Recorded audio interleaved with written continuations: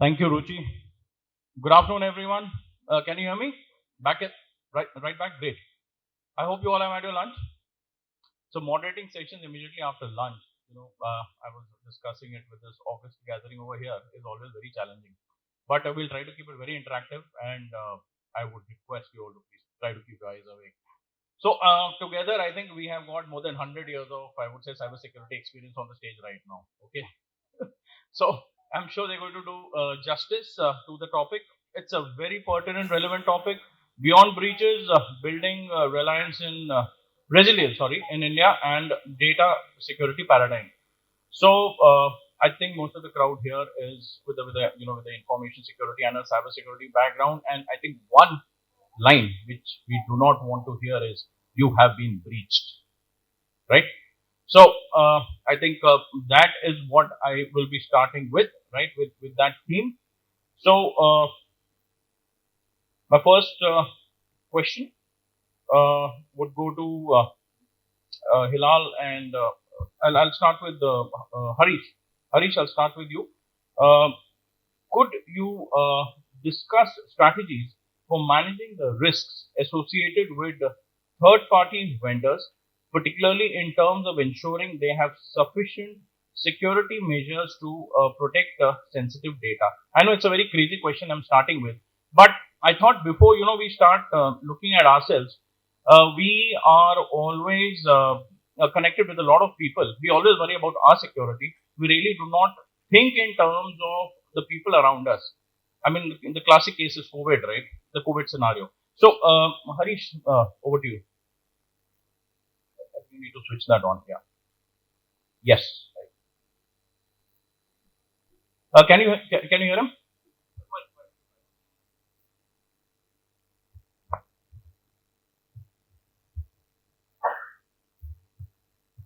Thank you very much for having me here in this LV panel and putting this interesting question to me.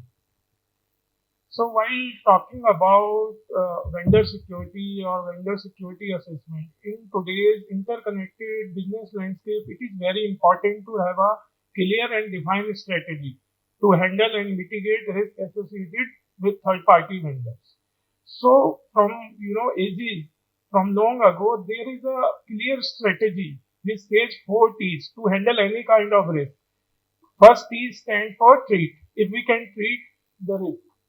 Second T stands for terminate. If we can terminate the risk. Third T stands for transfer.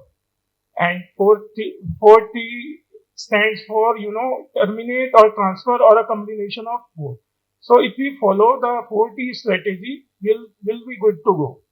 So talking about the risk associated with the third party vendors and strategy, there are few aspects. So I just want to highlight few common and best practices to address, risk associated with the third party vendor. First, we should start with thorough vendor assessment. So before engaging with any of the vendors you are about to engage, you should perform a comprehensive risk assessment wherein you should assess their entire security posture. You should check their compliance with the regulators, and you should also see if there is a recent security breach in their environment. Moving on to next and most important aspects to the vendor security is vendor due diligence. In vendor due diligence, you should ask about their whole soul security posture, wherein you should inquire about their policies, IT and IS policies, procedures, their compliance, and their certification and their skills of their resources who may be deployed on your project.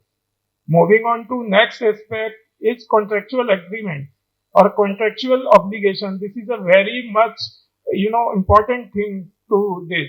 You should include all security related clauses into the agreement itself, and you must ensure that it would suffice the primary need of CIA. This is the important thing. You should clearly define the aspects, the security practices they are expected to implement while working with you. And moving to next point is regular security assessment and reviews. In regular security assessment and reviews, you should evaluate their VAPT, maybe last VAPT reports, their code review reports, and physical due diligence, physical on-site visit, wherein if it is possible, it would be beneficial. Moving on to next aspect is security, encryption, and access control mechanism of the organization. In security landscape, it is very important to have a clear strategy for encryption. Whether your sensitive data is being safe or it is being encrypted in both the ways, in transit as well as at rest. While talking about access control, you should evaluate three aspects to it. First one is identification, then authentication, and last but not the least is authorization. And you should follow the practice of least privileges, wherein you should start giving the access to any user or utility with least or bare minimum privileges, wherein they can perform their duties. And gradually you may increase the access control, but this is the best practice you have. And you also should implement need to know based access and time based access to this. Moving on to next, most important thing is continuous monitoring, wherein you can monitor the log, their network traffic, their access mechanism, and all. Moving to next is maybe incident response planning. You should collaborate with the partner in such a way that they should have a proper documented approach to handle incidents. Incidents response, incident detection, incidents contain, and incident mitigation. It would help you to align your organization strategy with partners and vice versa. This is a very important aspect. Moving on to next aspect is their BCP and DR strategy and plan. This would help you to achieve agreed RTO and RPO or will helpful to reduce the downtime in the case of security breach. And last but the but at last, I want to highlight the major fact. You should keep updated the abreast. Technology breaches, vulnerability breaches, or any such breaches, and you should perform a regular training and awareness session with the vendor. Thank you. Wow. Okay, Harish, thank you so much for that. I did tell you we've got 100 years of experience over here, right? So, quick recap. The 40s totally agree, right? Confidentiality, integrity, availability, right? You spoke about controls, access control, role-based access, least privilege. I would add zero trust also to that. So, whatever is applicable to us, I think, what in a nutshell, I think is applicable for the party you're interacting with. Nothing less, nothing more. Because if he is unsafe, you are unsafe, right? So, quickly on the same question, Colonel Nishant, can you? I would request to briefly express your views. Adit, firstly, thank you for this amazing session. The topic is so close to our heart. And what Harish just mentioned, I think he's covered a very wide spectrum of all the activities. I would just touch upon a few essentials which have been elaborated in DPDPA. And of course, the primary skeleton of DPDPA is nothing but GDPR and with the Indian flavor and a lot of other contextual clauses which have been added. So, as far as third party security risk are concerned, and with the special reference to the data privacy, the right to privacy for the individual. So, there are few things that one has to keep in mind. One is the necessity of collection of data and processing, and another is proportionality of data. These two aspects often are not given that kind of focus by a lot of enterprises, even in a lot of small and medium enterprises as well, because of the kind of technology and the process complications. Definitely, some enterprises need to outsource it to third party. But if you do due diligence, we'll be able to focus on the necessity of collection and proportionality. Often it happens that if I have asked the third party to create a process for ABC of data, probably he will go and ask for D and E as well. This is where the due diligence it comes in front, and as a fiduciary, it is our responsibility that the data processor doesn't collect data which is not necessary to be collected, and of course, and it should be in proportion with the kind of task at hand. That's all principle of necessity and principle of proportionality. That is something which I would always emphasize.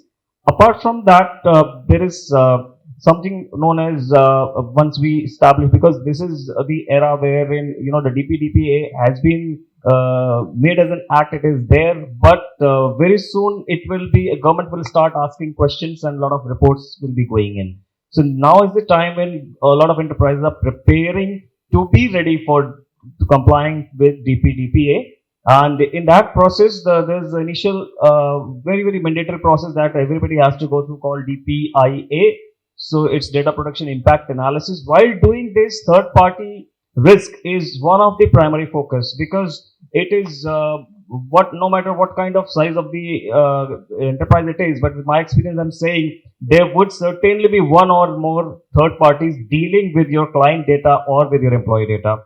So definitely, while doing this DPIA, data protection impact analysis, one has to figure out what's going to the third party. If required, you also go for something known as DSA, that is data sharing agreement, which is very essential part while dealing with third party. So as we go along in this session, we'll talk more about it. So I won't take much time here.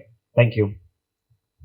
Colonel Nishant, I think you have I would say very correctly brought out two very important things. So yes, the DPIA as well as the DSA. I think two things if you are getting into a third party agreement. So many of these things as it's coming out is matter of compliances, right? And I think my colleagues over here from Topsload would agree.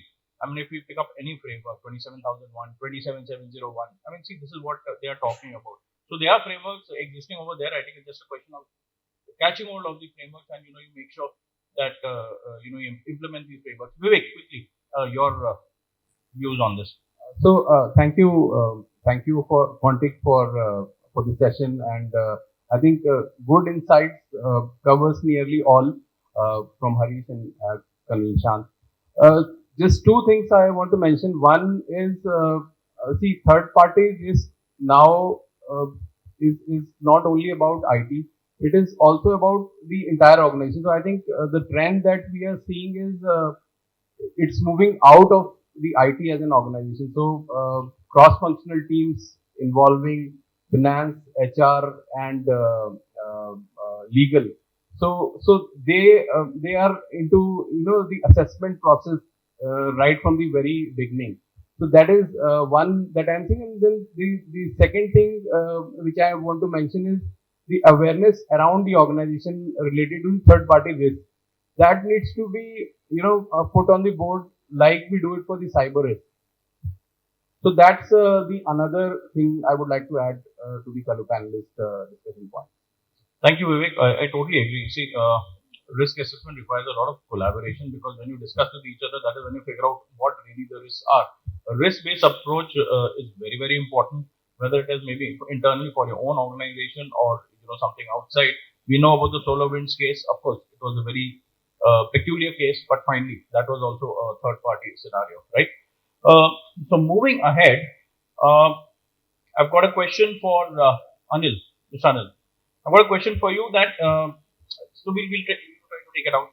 The third-party discussion also that we've had, that in what ways can organizations strengthen their defenses against data breaches caused by factors such as weak passwords, unsecure APIs, and vulnerabilities in cloud applications. More so because everyone's moving to the cloud.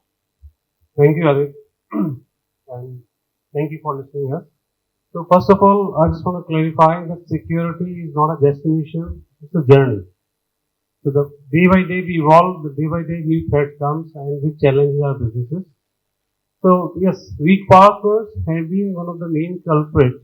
Either the password is too complex, which is not easy to remember, and users are not aware. They keep writing down, hide somewhere, or maybe just storing in Notepad. So all that leads to different attacks. So weak password is one of the main factor that need to be considered. and we need to implement various complex password complexity parameters, like it should have uppercase and some characters, special characters, and keep on changing the password frequently. So if I ask personally, out of this context, that when did you last change your Gmail password or Facebook password or your Insta password? And I believe that most of the answers would be not sure. When I created my first Insta or this Facebook password, I had that, or until I realized that somebody knows my password at the time I'm changing. So the past keep on changing the password. Your password might be on the dark web or somewhere else that may be compromised. One of that is access control is very, very important, that we should limit who should have what kind of access under what situation. And also the role-based access control defines and limit the exposure of information or data that can be leaked outside. And also strong encryption, some of the fellow colleagues talked about that. Encryption should be there to prevent sensitive data or any business data either at rest, which is being stored, or in transit when being sent over the network. So if it is encrypted, in case it is intercepted, if the adversary cannot decipher it, so it renders useless for them, and you will save your crown jewel of the organization. And also, this apart from encryption, user awareness is one of the area which we have experienced requires more, improvise that, because users are not aware. So when some leakage happens, it may happen accidentally, not incidentally, okay, intentionally. So if it is intentionally, that's a different case, but accidentally, because you are not aware what precautions they need to take. And as per my own experience, that if we guide employees, if we guide users, that why it is important to have security in your practice, it's not against you, they would cooperate. We have seen, changes in the mindset, the security is not against them. Otherwise, most of the people may think that why security person bring new law, new things which are against us, and they may try to look circumventing. Okay. So this is one of the area. And apart from this, in cloud, now the cloud is a reality where maybe we are limiting our exposure for non-sensitive data, but time will come where which will outplay the role of on-prem versus cloud. So cloud will become more reality to have some kind of sensitive data as well. But we need to implement cloud security in the cloud, like you have segmentation of networks, so that even if case some breaches happens, your exposure is limited. And also periodic assessment is very much required, because today you are going to implement controls as per today's need, today's business. Tomorrow a company acquires or merges with another company, there will be an additional level of risk which get introduced without a knowledge. So if you do not keep on evaluating, keep on doing assessment, you will fail in controls and some breaches may happen. Okay. So these are the broader, later we go and we'll cover more aspects. Thank you, Anil. Thank you so much. So again, I think somewhere comes the word controls. So we're talking about certain standards which we are supposed to maintain. You look at ISO 27001. It talks about people's control. It talks about organizational control. It talks about the physical control, and it talks about the technical control. I think whatever you mentioned very pertinently, a lot of technical controls over there. Yes, weak passwords. I would say, just to add on to that, APIs are actually becoming a challenge right now. People talk about very flexible architectures. APIs is the way ahead, but API security, use of I would say API brokers, I think is becoming very, very important. We need to make sure, because that does become at times the loopholes for vulnerabilities, and especially with evolving cloud models. Generally, people who are moving out, of course, it could be either of the three. It could be your software as a service, a platform as a service, or I would say infra as a service. But the infra as a service is very important for us to understand what are your responsibilities and what are the cloud service provider responsibilities. Because the issue somewhere is we really don't know what is that fine line between the two, and if there are gaps over there, that is where the vulnerabilities would creep in. Right. Moving to my next question, Dinesh, it's for you. And I just spoke about the physical controls, right? So we'll talk a bit about biometrics now, right? So with the increasing use of biometric authentication, what steps should be taken to ensure the security of biometric data?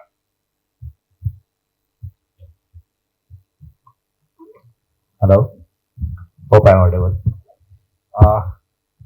Just thanks to Contact India, give me opportunity to be part of such a great panel. Before starting my answer, just I'm gonna ask few questions from the audience. Right? How many people hand over in your entire career, right? कितने लोग आपने अपना I card दूसरे को दिया था सामने पंच कर देना? Honestly say, yeah, audience are very honest. One honest person.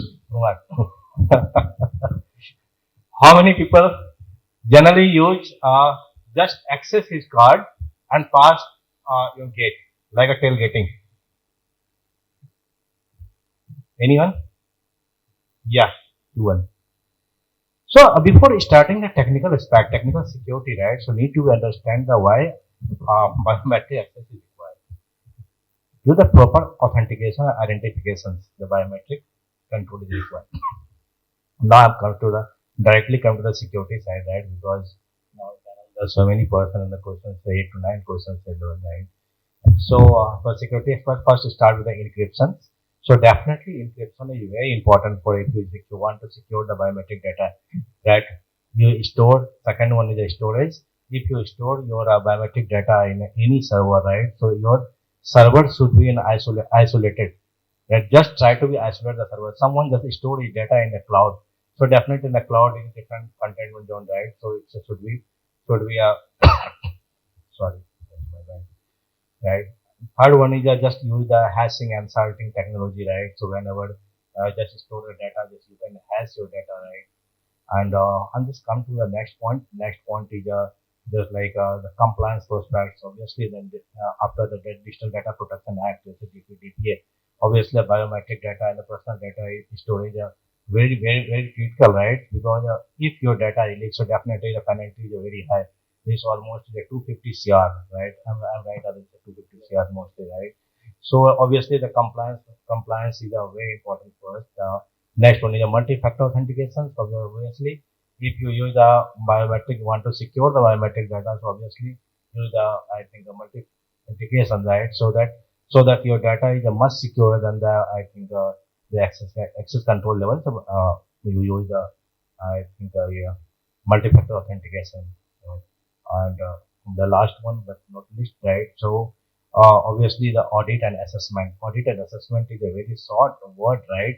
But whenever you not audited your biometric data, so sometimes might be your data will be leaked. Okay, it's a chance to be leaked. And after that, you know about what happened in your organization. So sometimes the investor is just back to the complete, right? Your data is not secure, and overall the reputational loss and the financial loss, everything comes in existence. Right? So that's my answer. Thank you. Thank you, Dinesh. I think thank you so much. Very pertinent, and I totally agree with whatever you have said. And a small add-on, ladies and gentlemen, you can change your passwords, right? You can change your password. Even if your password is leaked, maybe you're lucky. You can put another one. You definitely cannot change your fingerprints. You cannot change your iris scan, and you can't change your face.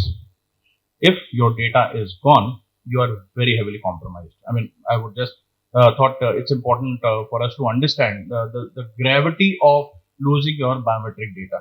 It's actually like losing your identity. That is how critical the issue is. Right. So moving on, a lot of technology is coming in, right? And technology brings in challenges.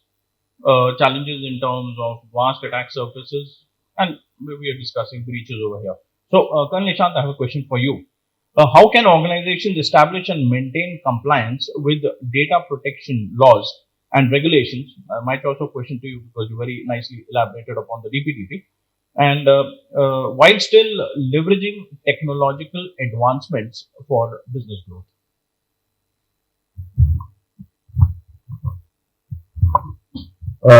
This question is coming from the SecOps background, and have been dealing with a lot of audit compliances and giving operation to the enterprise in terms of cybersecurity and maintaining the data protection. So I would only say that there are two very important principles here. We always talk about it in security a lot. One is security, other is convenience. But in the business balance, we say it's revenue, it's growth. So it can never be so that you implement controls and keeping the data at the primary focus to protect, and which becomes detrimental to the business growth.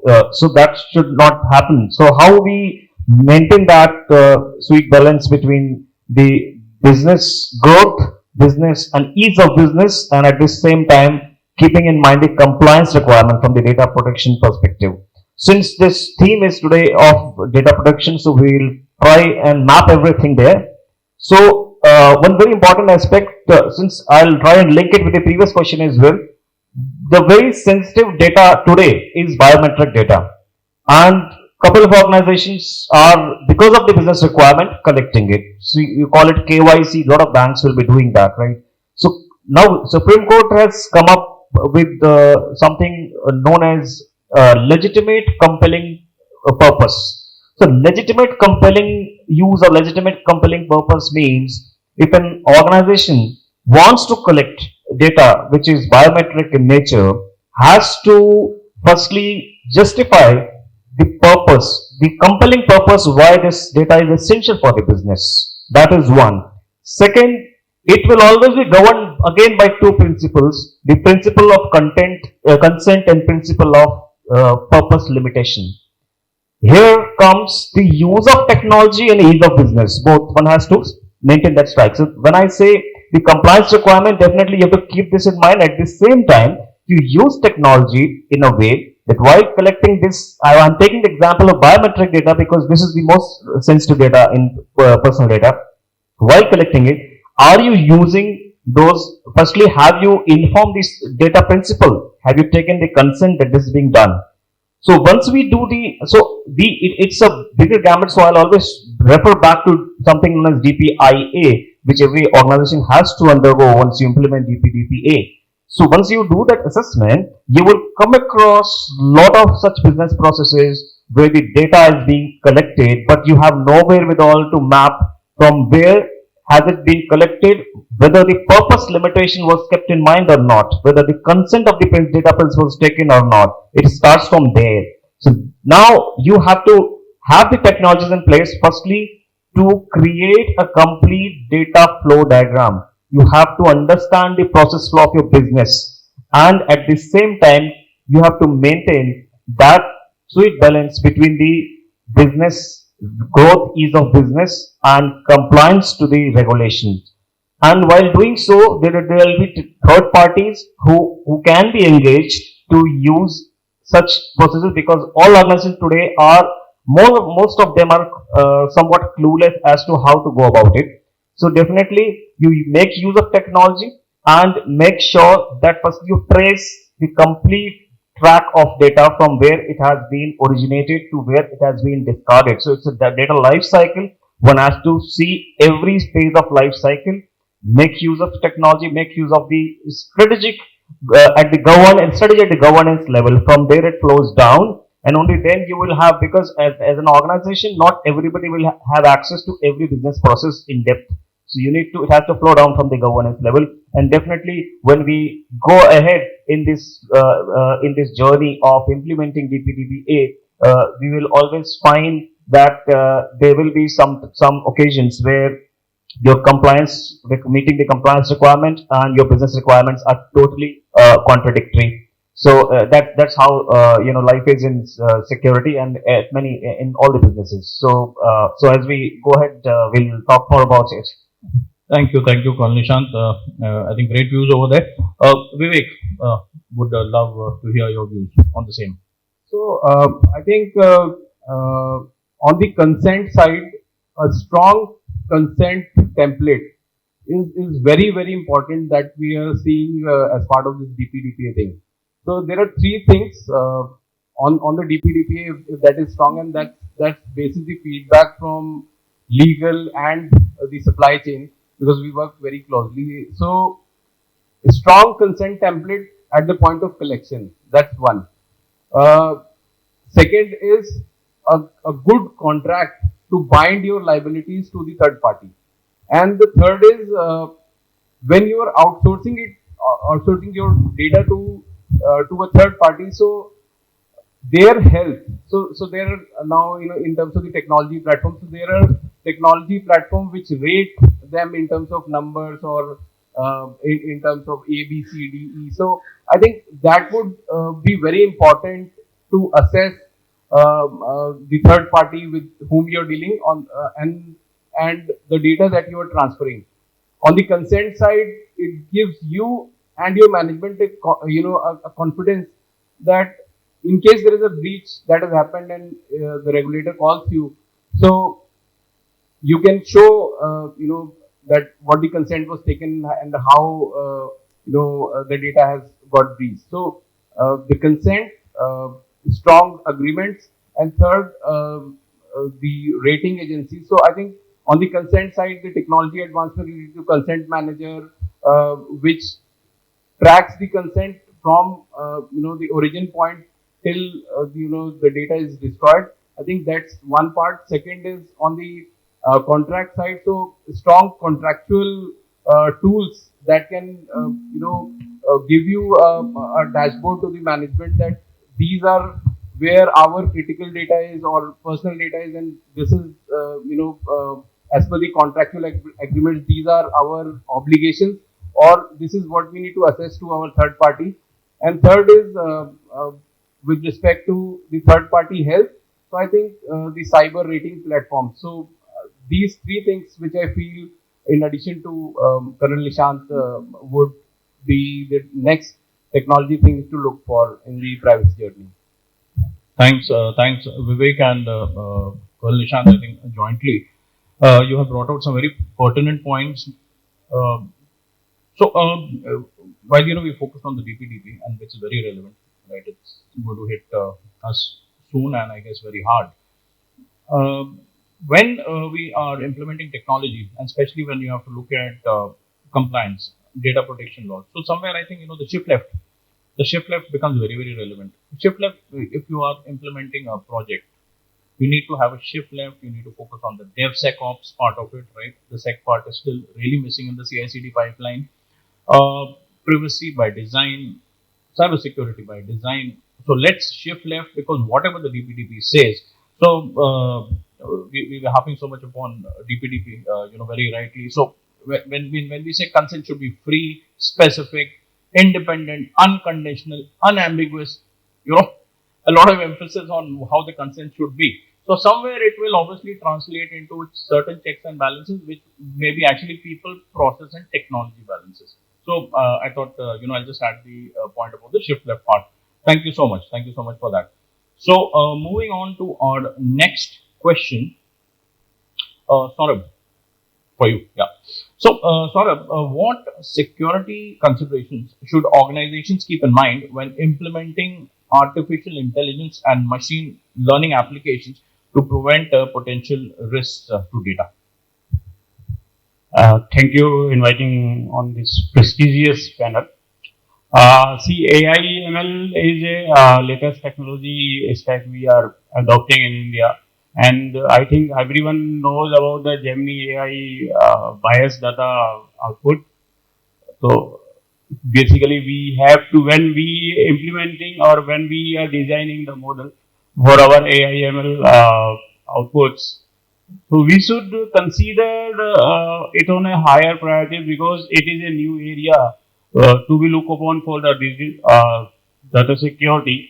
And one thing is that first most critical thing is data privacy, right? Because we have to gather data points for training our models, and if these data points are not anonymity consideration, then naturally it will lead to the data privacy concerns.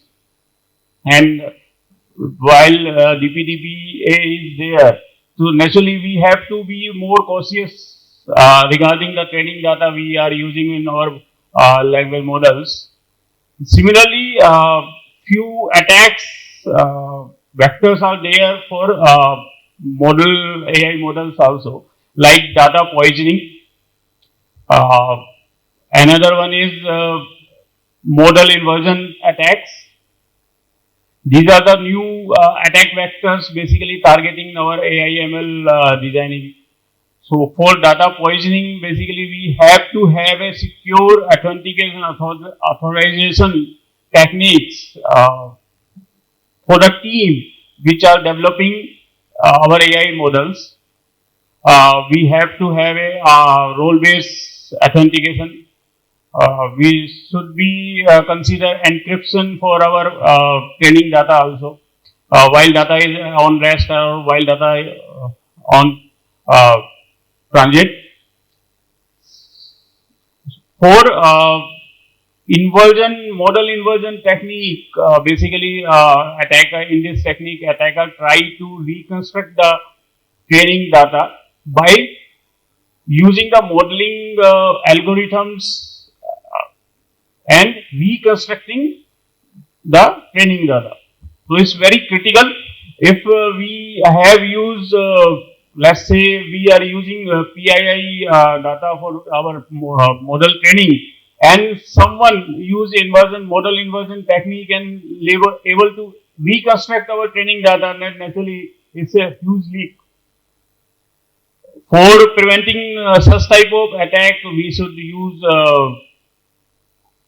basically adding a noise in the output data so that it cannot be easily reconstructed.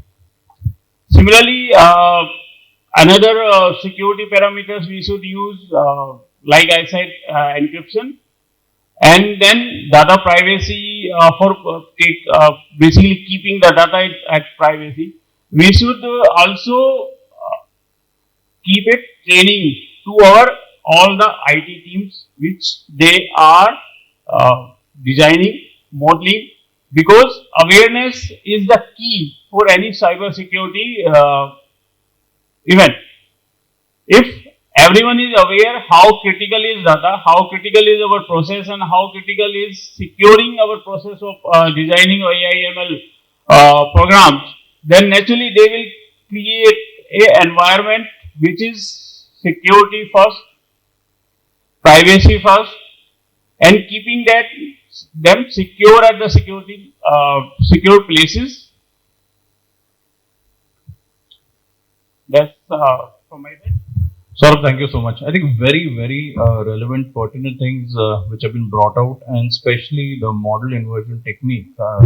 Thank you for bringing it up. Actually, I think it would actually be a source of yarn for some people over here, I'm sure. So, and of course, just adding on to that, generative AI is here. I don't think if anyone says that you're not using generative AI over here, I don't believe you. I'm sure everyone is, right?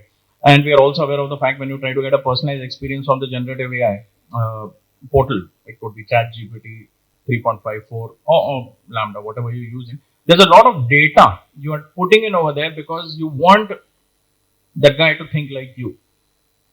So I wonder, how much we realize that when we are trying to make him think smarter than me, how much information do you end up giving over there, right? Where exactly is that information actually going?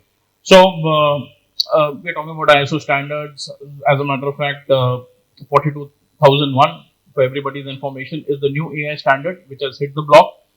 I think TruSud would be able to tell us better, because I just checked up with them that have you at least come out? They're saying they're still figuring out how would we assess an organization for for this particular ISO standard. But yes, that's what people are thinking about now, because black box AI is not what we want. Contingency. Okay, I think my battery is going. Indication I should stop speaking. So yes, so cybersecurity for AI and AI for cybersecurity. I think I will leave it at that. Two things which we really need to be careful about. Moving on to my next question, which is for you, Hilal. So Hilal, we're talking about breaches. So what measures should organizations have in place for incident response and management including breach identification, containment, recovery, and legal notification processes. So you have been breached. So I think this is that part, right? So please tell us, how would you go about this?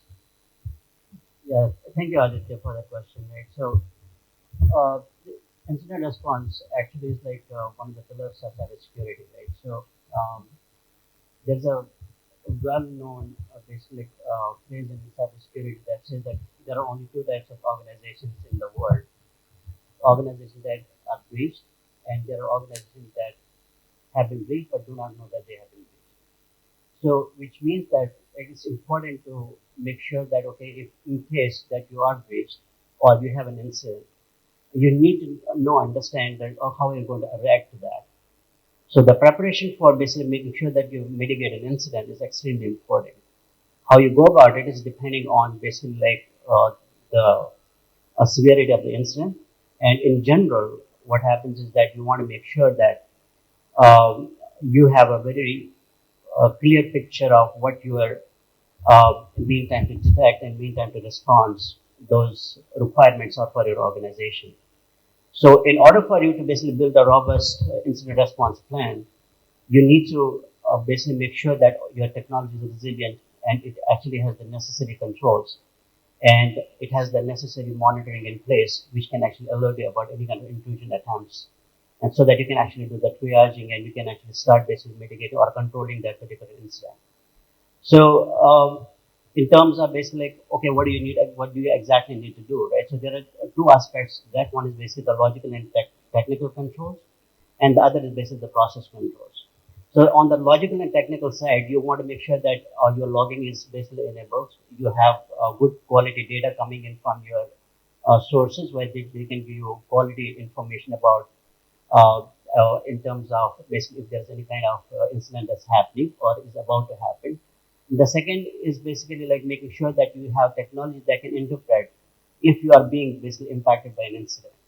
So, which obviously like is like all the tools that you might actually think that you have, like you have a Spirit analytical platform, you have basically a Spirit incident event management platform, you have a good robust logging platform. So all of those things will actually combine together to basically provide you that technical visibility into basically incident response. On the process side, you need to make sure that you do all kinds of tests before you actually like implement that incident response system, which means that you should have like tasks like or tests like breach simulation done as frequently as possible to ensure that your basically controls are basically reacting to incidents as they are supposed to. And so there is no weakness in those systems which can be exploited.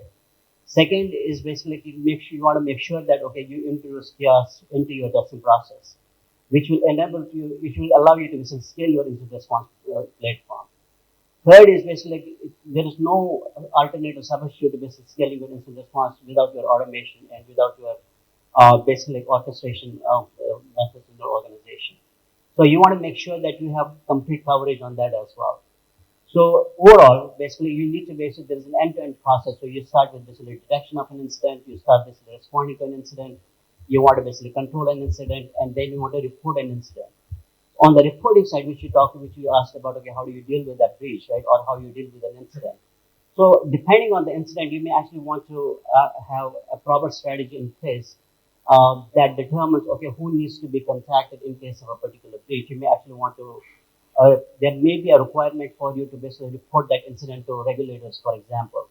Like, for example, certain we have to basically report the incident within 6 hours.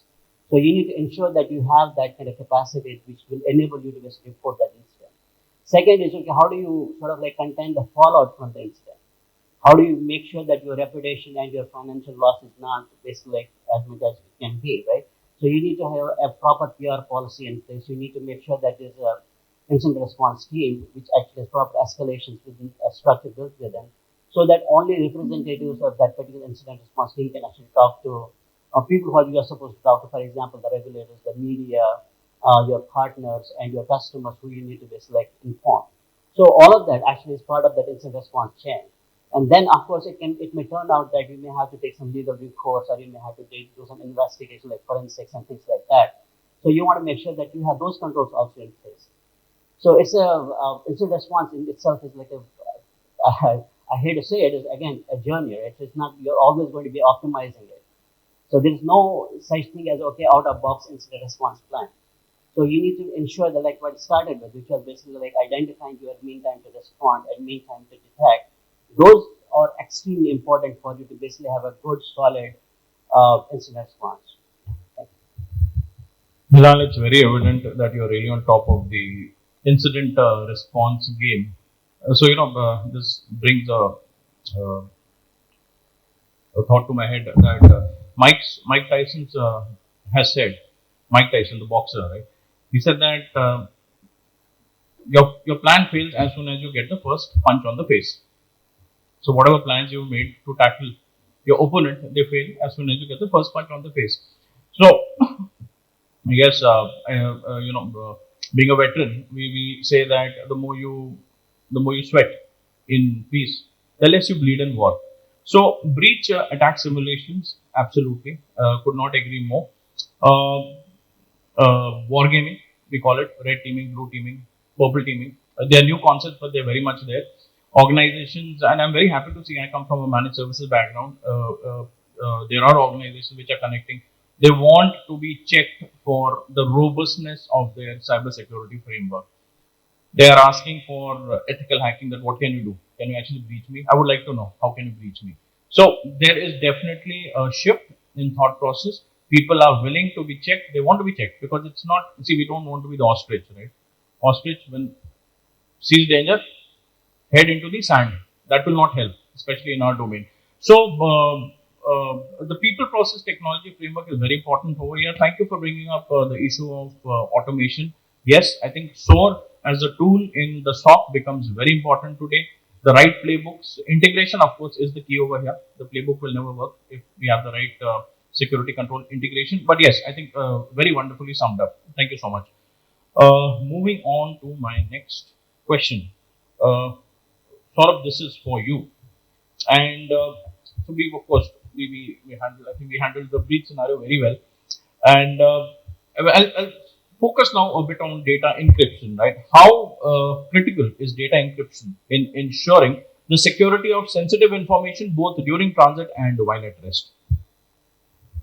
See, data encryption is very much required while data at rest and while data at transit. We have seen during the panel discussion that security of data is very critical, especially when DPDP is there. So naturally, securing data is very much critical for any organization who are handling the lots of data. So encryption at rest basically is equally required while data at transit is encryption required. Because data at rest is basically while you are storing any data in any database or any system, so that system must be secured, must be encrypted, and should not be decrypted any unauthorized access. It prevents unauthorized access, be it a outsider or insider attacks. While we are transit our data, especially in the cloud applications, while our data is reside in the clouds and moving from different apps, so we have to have a mechanism to secure it for prevent middle and man in the middle attack, and by encrypting data, we prevent it effectively. While we are using encryption in cloud, naturally one aspect is that we should have a encryption keys private, or we have to effectively manage the encryption keys as well for encryption. And if we have lost this mobile phone, then naturally our data will be at risk. And if it is encrypted, then naturally we can, though it is a financial loss, but we can assure that yes, my data is secure because it is encrypted and no one can have access of that. So similarly, encryption is very critical. So we have to have a clear policies regarding the encryption and any organization for handling a data. And similarly, we should have a proper encryption keys management system to manage these encryption keys secure. That's from my side. Thank you, Saurabh. I think key management is actually a very critical area. I totally agree with you on that. And I think in the previous session there was a mention which had happened about quantum computers, right? So they are here. Really don't know how true it is, but the Chinese claim they have already cracked AES-256 by brute force, which really would be a serious cause of concern for a lot of people over here if that is the case. So of course we have a counter. We are getting post-quantum encryption. We are getting the concept of maybe QKDs, quantum key distribution, right? Those keys are supposed to be symmetric keys which are not mathematical. If it is not mathematical, it cannot be broken. So lots happening in that area because it's a fact. I mean, if imagine you have encryption which is so robust, which you really don't have to worry about. I mean the ransomware attack which has happened, your data can be there on the dark web for all you care. But again, you need to have the confidence in your framework, need to ensure that you have those kind of controls, encryption controls, whether for transit or in motion, implemented in your system. Thank you. Moving on, Harish, I've got a question for you. It's related again to encryption. Can you elaborate on the role of strong encryption, robust access controls, and regular security audits in mitigating the risks of sensitive data breaches and leaks? So,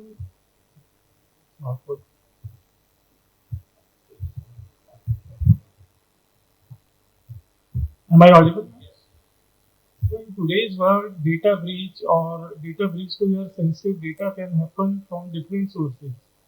Start from weak passwords, bad configuration in the system, unsecured APIs, zero-day vulnerability, etc. To handle and to safeguard, our organization with such kind of data breaches, we should implement a strong encryption, robust access control mechanism, and regular security audits and assessment. While talking about secure, encryption, so we must ensure that our data must be encrypted in both the sides while in transit and while at rest. So encrypting our data is one side of it, and key management to that data is a more important thing. If you encrypt it with data with more strong algorithms and you are not managing the encryption key very well, so there is every chance of breach. So we must ensure that along with the strong encryption algorithm, we must couple the key management to the encryption. This is very important thing.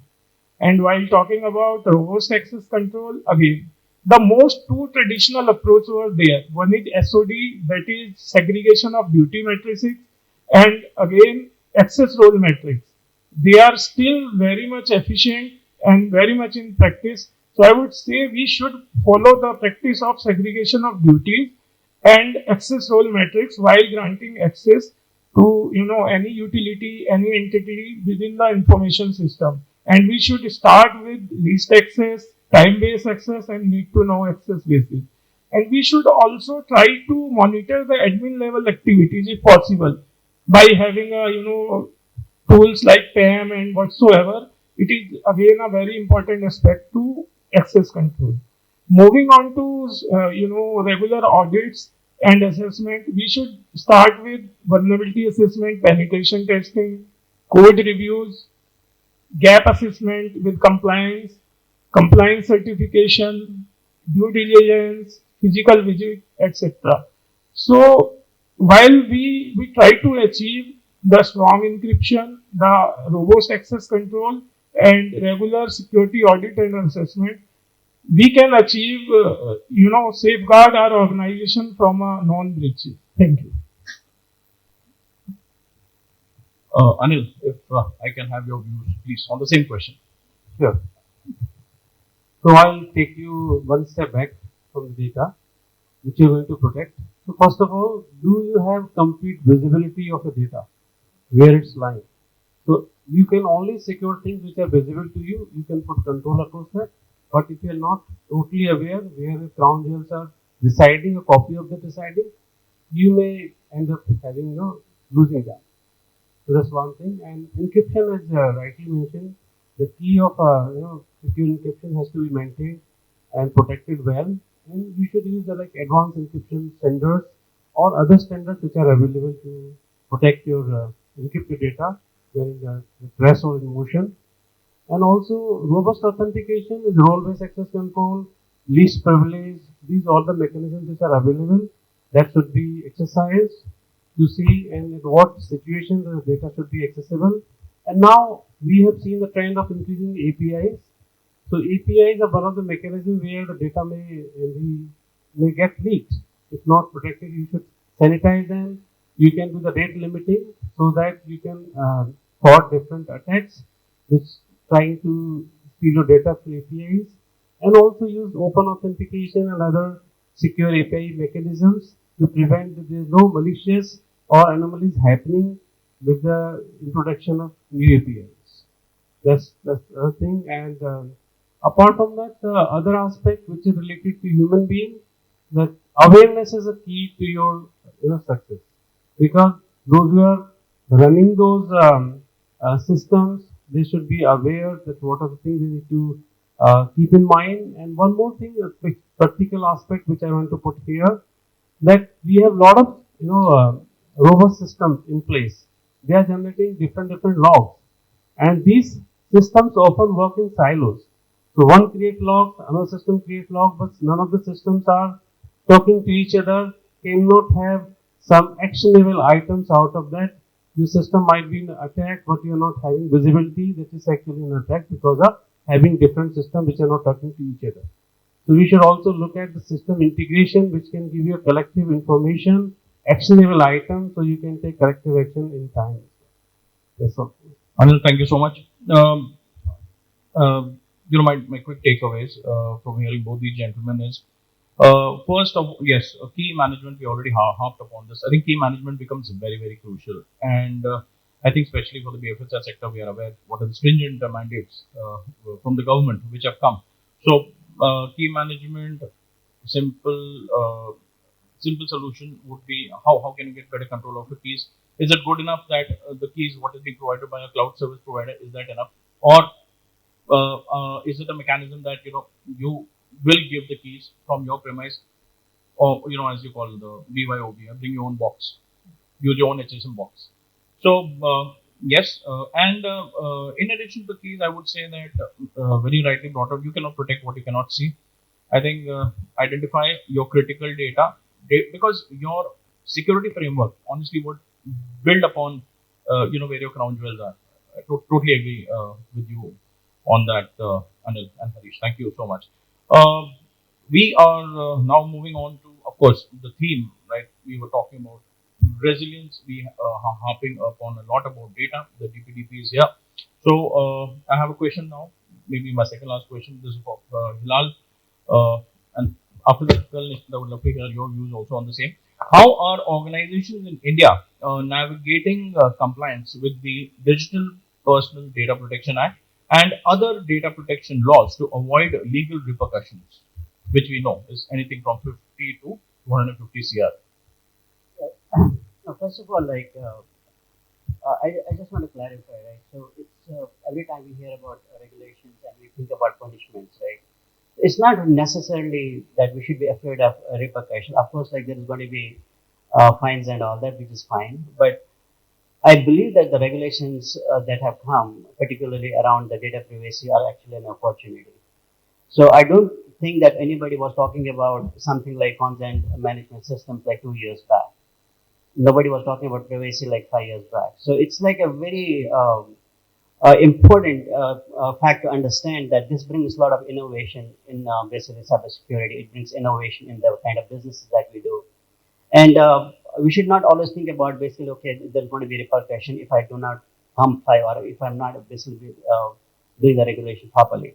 But now that it's here, and we obviously all of us need to basically comply with the laws that are going to be there, right? So, in order for organizations to be compliant, or to prepare for that, right? So, most of the panelists actually mentioned, okay, we need to do privacy impact analysis. We want to make sure that, okay, we understand what are our obligations towards our data principles.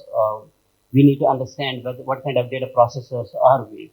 So in order to basically understand, okay, what are the things that I need to do to make sure that I comply, I need to make sure that I understand if I'm a data fiduciary or a significant data fiduciary, and accordingly, I need to design my controls.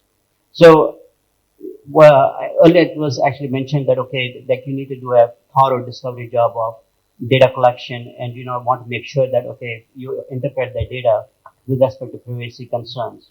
So rest everything will fall into place, but first of all, you have to understand what your obligations are.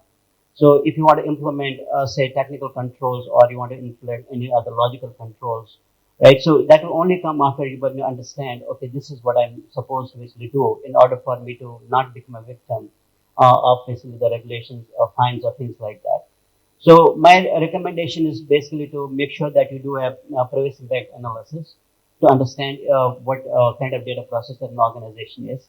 Second is basically to ensure that you have a good hygiene with respect to basically building things with proper security, right? So there should be like a privacy by design principle should be there, so that every time you build something new or you want to basically put something in production, you have already thought of privacy. And those are the things that I think will help organizations stay ahead of the privacy requirements that are there, and any upcoming protection laws or any other regulation that may actually come with respect to data security and privacy.